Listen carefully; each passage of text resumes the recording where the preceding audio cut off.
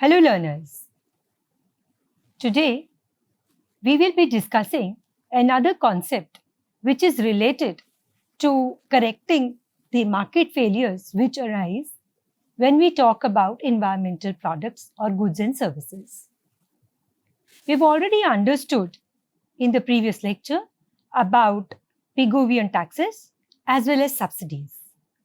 Today we will be having a look at emission charge. Many times it is also called as emission taxes or effluent fees, and tradable permits. So what all are we going to learn in today's lecture? Let's have a look. First, we'll understand the concept of emission charge. Then we'll understand the concept of a tradable permit, and thereafter we'll understand that how tradable permits are allocated and what are the problems which may get associated with tradable permits. So let us first have a background of the concept of tradable permits and emission charge. As we have been seeing all through these few lectures, that firms are polluting because they do not take into account the social damage their actions are causing. Because what they're basically concerned is with the marginal private cost and the benefit which they are deriving by producing those goods and services. The externalities which are being created, particularly the negative externalities, are not taken into account by a producer. Hence, they keep on polluting. Also, we know that market systems fail to take into account the social cost of pollution on their own. Since they do not get valued by the market, there is no active market which is present for environmental goods. And of course, the firms are not taking this into their own private cost. Hence, market fails to take them into account. Hence, what is important is establishing a price to pollution which gives a signal to the producer. So if the producer is told that in case you are producing something, this is the value of the emissions or of the pollution which your production activity is causing, and you need to internalize that. Therefore, it is important to establish a price to the pollution. And that is what brings us to the emission charge. Now, what is an emission charge? An emission charge is a charge which is paid by the polluter on the quantity of pollutants discharged into the environment. That is, if a producer is getting into any type of a production activity, and because of that production activity, it is generating some type of pollution. So when the government or if the competent authorities are charging them for the quantity of pollution it is just discharging into the environment, that amount, when it gets included, it is called as an emission charge. So it can be called as a fees which is collected by the government, levied on each unit of pollutant emitted into the air or water. So whether the production activity is creating air pollution or water pollution, so anytime this pollution is or this emission is being done, government is going to collect the fees. And how are they going to collect the fees? This fees is going to be levied on each unit of the pollutant. That is, it will be seen that what is the tons of emissions which is being done. And depending on that, this fees is going to be levied. Now, who is going to levy this fees? This fees is going to be levied by a regulated party. That is, the pollutant is going to pay this fees to the government. So, a regulated party, that is the pollutant in our case, is paying a fixed amount for each unit of pollution which it is emitting or it is disposing into the environment, whether it is into the air or it is into the water. So, as I just told, this emission itself means that the production activity is emitting something. It is discharging something into the environment. So this fee may apply to air effluents or emissions, maybe to the wastewater emissions. As for example, in the previous lecture, we had taken the example of a paper mill and a fish hatchery. So if a paper mill is emitting chemicals into the water in terms of a wastewater, that emission may be taking, or it may also be solid waste, which is creating land pollution. So any kind of pollution which is being done by the regulated party, and in this case, this regulated party becomes any organization, any industrial activity which is damaging the environment, but it is not taking that damage into its own marginal private cost. So the fees is levied so that some price can be paid or some price can be charged for every unit of pollution or every unit of emission which is being done through this production process. Going further, now what is the objective? What is the objective of actually charging someone for pollution? The main objective is that when these charges are levied, it will manipulate the economic behavior of the polluters, because now money has come into picture. This pollution that they are doing, this emission which they are doing, is going to cost them something. So when the cost is getting associated, this will change, it will manipulate the economic behavior of the polluters, because earlier they were not accounting for these effluents or these emissions into their private cost. There was no deterrent to them, or there was no way to control this level of emissions. But when an emission charge is applied, what happens is that because it will now get accounted in their own cost, we may be able, or the regulatory body may be able to manipulate the manipulate the level of pollution by manipulating the economic behavior of the polluters. Now, how this manipulation may be done? This manipulation can be done by reducing the pollution, because the fees is going to be paid by the firms. So every time the firm is going to pay some fees, it is going to get accounted in its cost, and which is going to have an impact on its profit. So this emission charge reduce pollution because they are paying a fees, cost is being charged to the firm. Now, how the firms will be able to reduce this burden is another question. We have seen that fees is going to be charged. So, and we intend to manipulate the behavior. How this manipulation can be seen? This manipulation or this change in the behavior of the pollutant may be seen by either ceasing their production, by altogether stopping the production of that pollutant or of that particular production or of that good which is creating that problem of pollution, or by bringing a change in the technology of the production units which cause less pollution. So they may either bring in better technology, they may also reduce the number of units which they were earlier producing before the emission charge was involved. Now, what are polluters told? Let us just see a quote on this. In a charge system, that is when an emission charge is being levied on the polluters, what are they told? They are told, you may discharge any amount of residuals you wish. That is, you may discharge any amount of residuals, any amount of emissions in your production they are happening, you may discharge any amount of it. But your emission will be measured, that is how much you are emitting will be measured, and you will be required to pay a certain charge for every unit of effluent you discharge. That is, we are not, the regulatory body or the government is not telling them that this is the total amount of emissions which you can have in the system.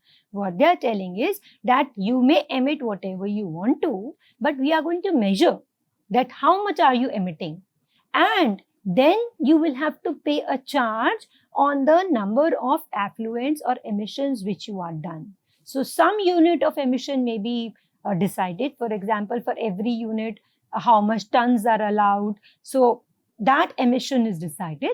And then they are said, for that emission, we are going to charge you. So the government is not stopping them from emitting. They are not putting a limit on the emissions. What they are telling them is, you emit, we will measure this emission, and then we will multiply the number of emissions which you have done with the cost or the charge which we are going to levy. So, as we just said, polluters are charged a fixed amount on every unit of the effluent which is emitted. So, now the responsibility comes to the polluter. Polluters are free to choose how much emissions they abate. That is, now it is on the producers that they decide that how much emissions they can reduce. Abate means how much emissions they can reduce and how much they emit by paying applicable emission charges. That is, it is entirely left to the polluters. That is, how much are you willing to reduce the level of emissions and how much emissions you still want to do, but for whatever level of emissions you are doing, certain charge is going to be paid. Polluters, now what will polluters do? Polluters will abate. That is, polluter will try to reduce this level of emission if it is cheaper to abate them. That is, if they find that if, for example, if I am emitting 10 tons of a particular effluent in the, let us say, any water body or into the air. So when I am doing that, I know that I can either emit complete 10 tons, or if I complete 10 tons of emissions I am doing, this is the amount per ton I have to pay. So I get to know that what is going to be my charge. Other is that they try to reduce these emissions from, let us say, 10 tons to 8 tons. How will they decide whether they want to reduce or not? It will depend on what is their cost of abatement. That is, how much does it cost them if they want to reduce the level of emissions they are doing in the system. So, what will be the behavior? The rational behavior will be that producer will abate if it is cheaper to abate. That is, they would reduce the emissions if they find it is cheaper to spend on reducing these emissions rather than paying the emission charges. But if they pay charge, it may, because they know that if we, or on the other hand, if we feel that paying the charge is cheaper than reducing the amount I'm spending to reduce the emissions, then they will prefer paying the charges. So eventually, what are we going to compare, or as a producer, what they are going to compare is the price for abatement of the emissions and the emission charges which they have to pay on the emissions that they are making. So whatever I have told you, let us put it in form of a graph to understand it. Now, if you see this graph, on the x-axis, units of emissions are going to be measured, and on the y-axis, it is the cost in which, for example, we are measuring in rupees. Okay, let us say that this T is the emission charge which the government is now going to apply. If there would not have been emission charge, 15 units is the emissions which were being made by this firm. Okay, so when there was no control, as when we started the lecture, we said that eventually it is the polluter or the industry does not take into consideration that what pollution they are doing, because they do not consider it as a part of the private cost. So if this would have been the situation, this firm may have been emitting 15 units or 15 tons of the emissions. But now, because the government wants to control the level of emissions, they want to control the level of pollution, they are levying this emission charge of T.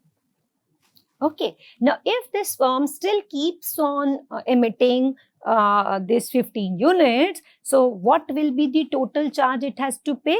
It has to pay this particular amount, 15 tons of emissions or 15 units of emissions multiplied by this T. T is what? T is the emission charge.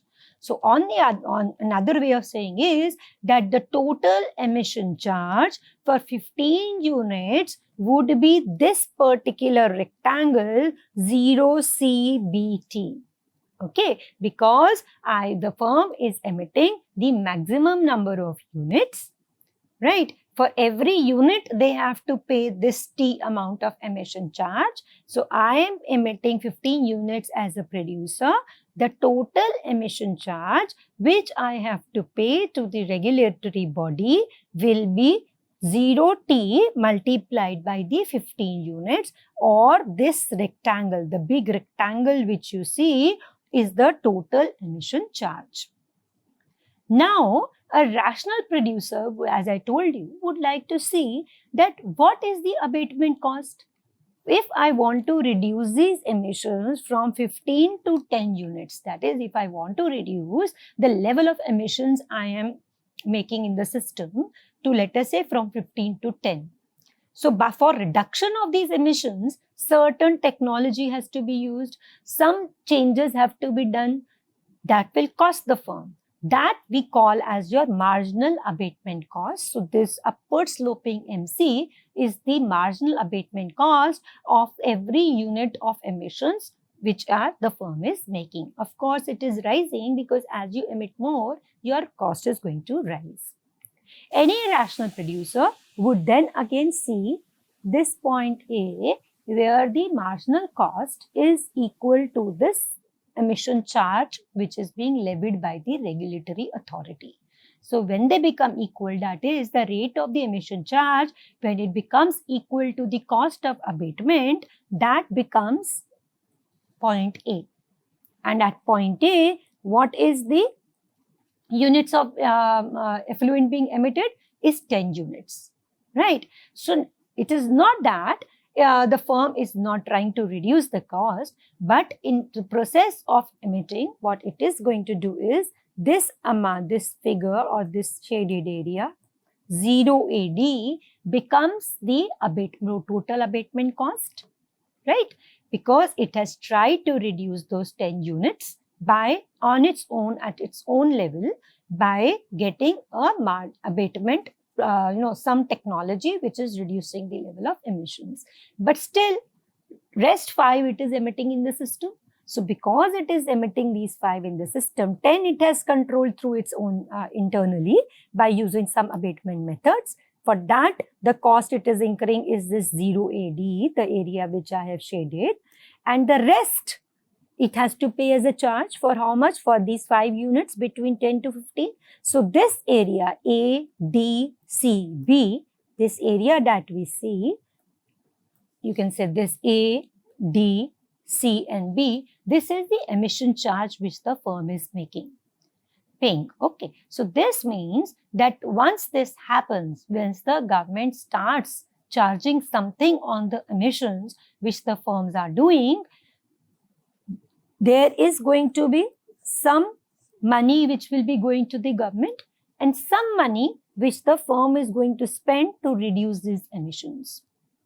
But if we see this shaded area 0A, B, C, okay, this area if we see, the one which we have shaded, it is still, the area is lesser than the initial area 0 to 0 T, B, A, C, which was a bigger rectangle.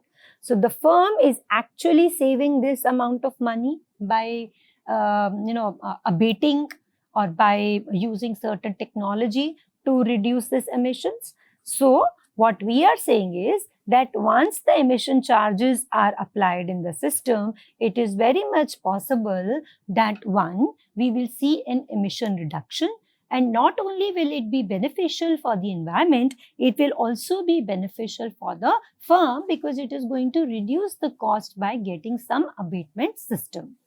So this is the explanation about the graph which we have given, where we have talked about that uncontrolled emissions were 15 units. If this T was the cost or the emission charge which was applied, OTBC, this big rectangle, 0 to BC is your big rectangle, which is the cost it is going. Now, if firm is going to control its emission to up to a point D, that is 10 units, this is the cost of abatement, which is this 0 AD, and the rest of the money it is paying as an emission charge. But still this 0 to BC is less, this amount. 0 AD plus, let us say, A, B, C, D is less than 0 T, B, C, which the firm was paying.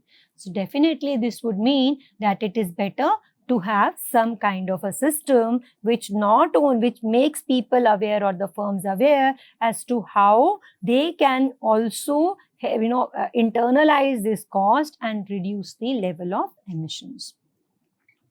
Okay, now just again, this is a tabular representation of what we have done graphically. This particular table I have taken from Environmental Economics book of Field and Field. What is it showing? We will just have a look at all the columns. Let us start with the first column, which is showing emissions per month, in tons per month. Okay, so emissions, the maximum emissions are 10 units and the lowest is a 0 unit. There is certain marginal abatement cost which we have just seen. When the abatement, the emissions are the highest, there is no abatement cost because you are not doing anything to reduce those emissions. But this cost, marginal cost, means for each unit of emission that you are reducing, what is the cost that you have to pay? So this cost we are seeing is increasing. Then the third column is the total abatement cost. We all know you can derive total abatement cost from the marginal abatement cost. So the first 10 emissions, because marginal abatement cost is 0, total is also 0. If the firm reduces the emissions from 10 to 9, it has to incur abatement cost of 15 units. So for 9 units of emission, total abatement cost will be 0 plus 15. That this 0 plus 15 will give us this 15. Then for another reduction of emissions from 9 to 8 would mean another marginal abatement cost of 30 units. Now what will become our total abatement cost? 15 plus 30, which will give us 45. Okay, so similarly we are moving ahead and we are getting these total abatement cost. Now if an emission charge is levied, let us say it is $120 per ton. Okay, now if no abatement is being done at the level of the producer and it is emitting 10 tons per month, this would mean 120 multiplied by 10 will give you 1200. So the total tax bill or the total emission charge which the firm has to pay is 1200. Remember, in the previous graphical method, we have seen that big rectangle where the units emitted were 15 units and T was the amount of emission charge. Then T multiplied by 15, we got that rectangle. So this becomes, let us say that 1200 is there. Now, what we are seeing now is that there is a reduction in emissions. Okay, now reduction in emissions is from 10, it has come to 9. Okay, so 9 is the emissions which the firm is making. What is per ton tax it is going to pay? 120. So 1080 is 1. 120 multiplied by 9 will give you 1080. Okay, but this is the emission charge which you have to pay to the regulatory body.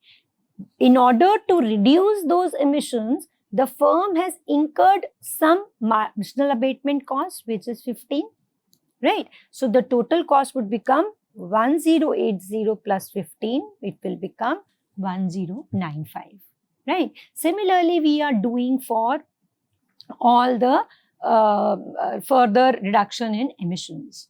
Now, if you see the behavior of the total cost, your total cost is decreasing as the emissions are being reduced. See, from 1200, it is going down to the 5th unit when instead of 10 emissions, we are now having 5 emissions. The total cost is 860. It is becoming 855 when there are 4 units, when the 4 units are being emitted. But after that, your marginal cost or your total cost has started increasing. So initially, your total cost of reduction in emissions was falling. It reaches a minimum point, but if you try to reduce emissions from 4 to 3, your total cost has started increasing. Your total cost has started increasing. So this would mean that the firm would also see that what is that level of emissions which is charging me the least.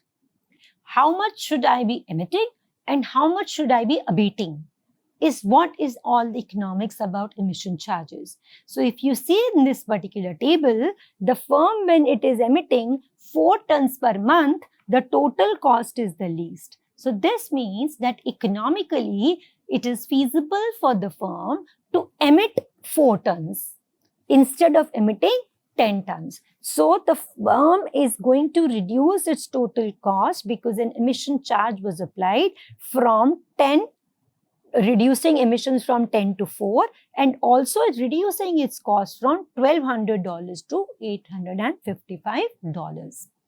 So that is what we are saying again here is, firm, in order to remain competitive, will reduce the emission to 4 tons a month because that is where the total cost is least. Because if it further tried to reduce the emissions from 4 to 3, we saw that the total cost started increasing. But the extent of competition this firm is facing, that also determines the behavior of the firm. Okay, if let us say the polluting industry is not competitive, okay, the competitive pressure of emission charges may be small. Let us say if it is a type of an industry which is, it's a kind of a duopoly, where there, let us say there are only 2 firms which are operating. So competitive pressure is less. So what it will try to do is, even it will not try to reduce its emissions so much. Why? Because it knows that the firm is in a position to pass on this burden of the total cost of emission to its consumers. But if there's a lot of competition, if there are many firms which are doing this type of business, each firm would try to keep itself competitive in terms of the cost it is charging to the consumers. So they will not be able to shift the burden of this emission charge to the consumers. So extent of competition is one criteria which may affect the level of emissions which the firms try to decide on to have.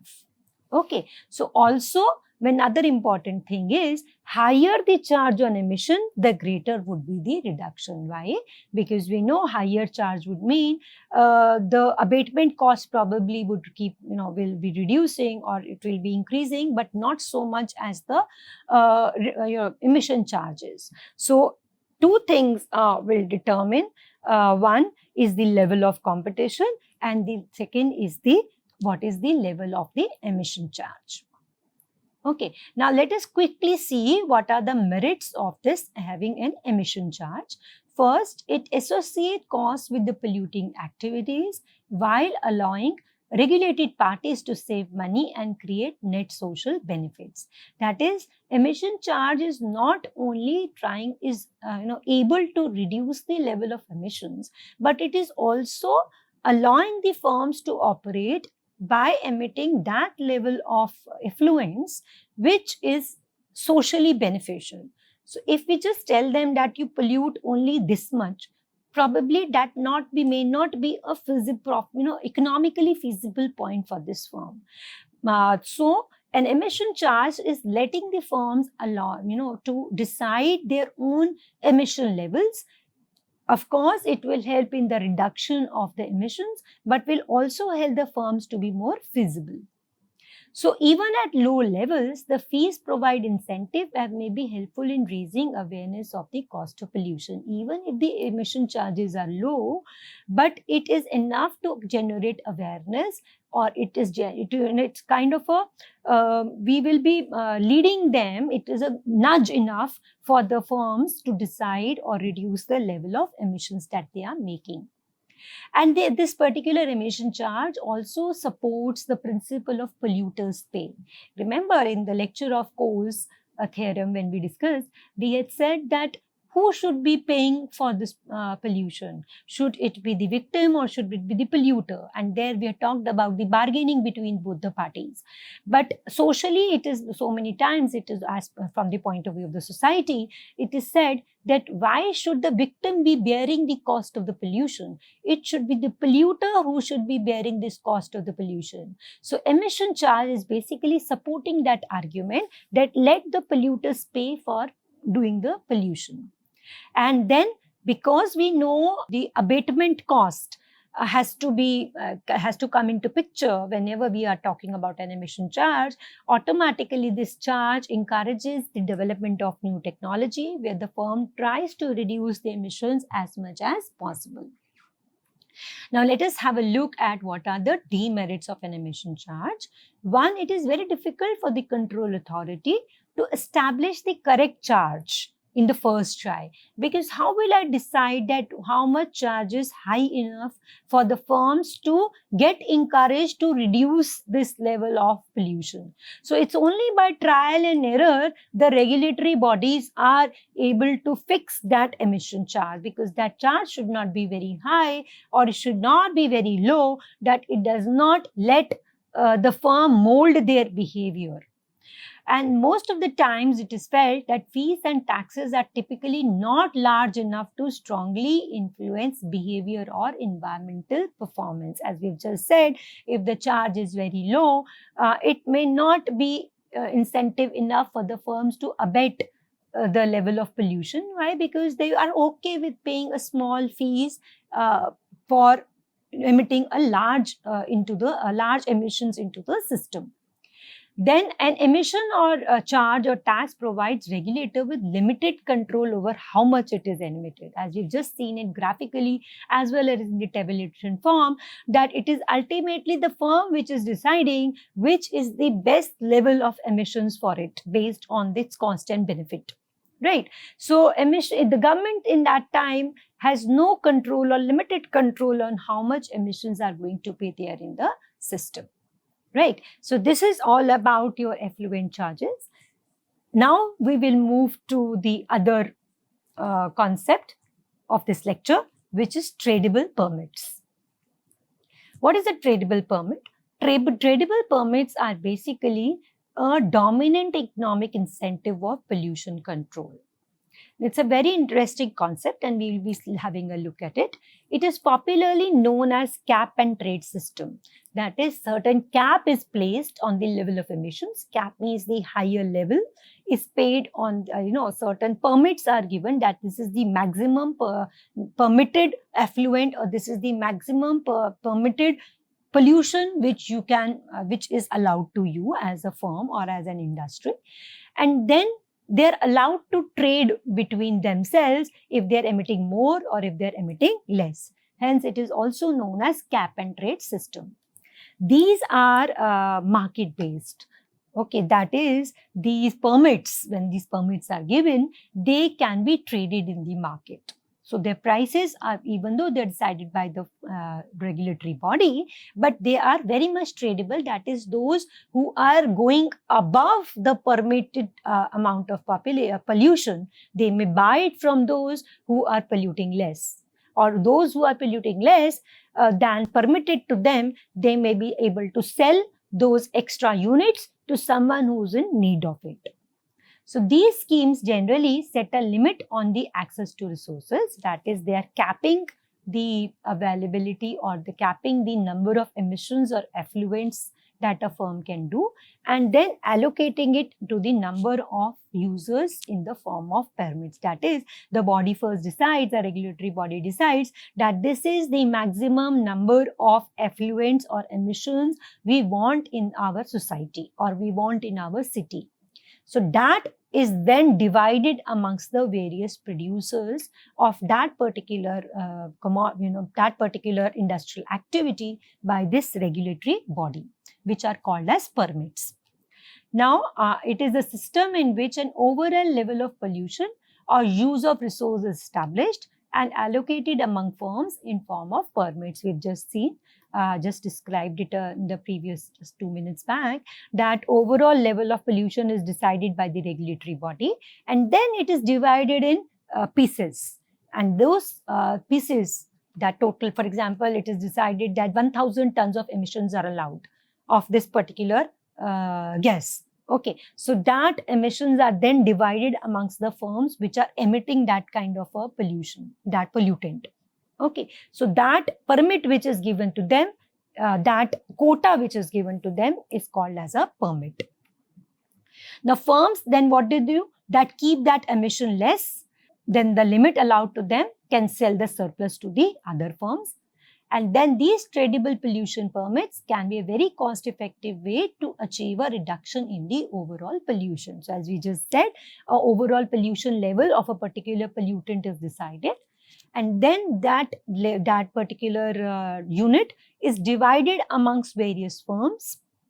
And each firm is then said that this is the maximum, we are permitting you to emit so much of this particular gas in the system. So as long as you are permitting that amount of gas, it is okay. If you are emitting less than it, you have something excess in hand, that is a surplus, which you can sell in the market. Therefore, we are calling it as marketable permits. But on the other hand, if you're permitted to emit, let us say 50 units, but you are emitting 70 units, so you'll have to buy those extra 20 units from somebody who has a surplus. So that is why it is called as a tradable permit. Now, how are these permits distributed? These permits are distributed in three ways. There may be a free allocation of these permits. It may be based on the proportionate the past emission levels that the firm has done, or there may be an auctioning of these permits. What is free allocation? Free allocation basically means that the permits are distributed equally amongst all. That is, if there are 10 firms who are emitting this kind of a pollutant, then this permit is equally distributed amongst all. Now, government has decided that let us have 1,000 units of this particular pollutant in the system. So, if there are 10 firms, each one of them will get 100 units. But it creates a lot of problem. Why? Because some firms may be very big as compared to the others. So, smaller firms will get a greater share of the permit, which may be requiring them, less is required by them, and firms which are very big, which are probably emitting more of that, will be getting a lesser share. So it is not an equitable way of allocation of a permit. The second type is proportionate to the source of past emission levels. That is, the regulatory body checks that what have been in the past, how much have you emitted of this particular emission. Then based on that, the permit quota is given to you. But the problem here is that this is not fair for the firms who have worked hard to reduce their level of emissions. So if I've already tried enough to reduce my level of emissions, and if my past performance is being anchored to the permits I have given, so this means I am not being rewarded enough for making a conscious effort to reduce past emissions. Rather, people who have been dragging their feet, who have not been reducing their emissions, tend to gain because their emissions have been greater, hence they are getting a greater permit. Then the third is competitive auctioning of giving the permits. As the name indicates, that there is an authority which is auctioning these permits. So the value of the permits lies in the hands of auctioning. Now, let us quickly see a diagrammatic representation of these tradable permits. Now, individual firms under tradable permits, how they are going to behave. Now, this graph, which is again from Barry Field's book of Environmental Economics, it shows a following marginal abatement cost compared to the emissions. If the firm this is the 50 units or 5,000 units is the maximum emissions the firm is making, it is making no effort to reduce the cost. So if it is making no effort to reduce the cost, this 5,000 is the maximum it is emitting in the system, right? Now, if this firm is, given a permit to now emit only 25,000 units, this means its emissions it has been told that maybe you were earlier emitting 5,000, but now you are only permitted to emit 25,000 tons of this particular emission. So what will the firm do? Firm may either reduce to 2,500. The firm may say, okay, let me, just emit up to 35. And even though you have allowed me to emit till 100 tons, I am emitting 3,500 tons and I'm going to buy these 1,000 tons at this permit price of 40. So I will buy this, or I may sell. Sell means I will say, okay, you may have given me 2,500 units, but I will, through my abatement measures, through a better technology, I will reduce and I will only emit up to 1,800 units. So I have this excess 700 in hand because you have given me 2,500. I'm emitting 1,800. So 700 is the surplus which I have, which I will go and sell in the market. So this is how the firm may be deciding whether it wants to reduce, it wants to buy certain permits because it thinks that it is feasible for it to buy permits and sell emit 3,500 units instead of 2,500 and buy those 1,000 extra units from the market. Now, whether the firm is going to be a buyer or seller is very intuitive. It will depend on its marginal abatement cost. For example, if the allotment is 1,800 tons, the abatement cost is 60, right? And what is the permit price? Permit price is 40. What will the firm do? Firm will think it is cheaper to buy the permit rather than abating it because abatement cost is more. So the firm will then buy 700 units and emit 2,500 tons. Similarly, if the marginal abatement cost is less, let us say it is 20, than the permit price of 40, the firm will become a seller.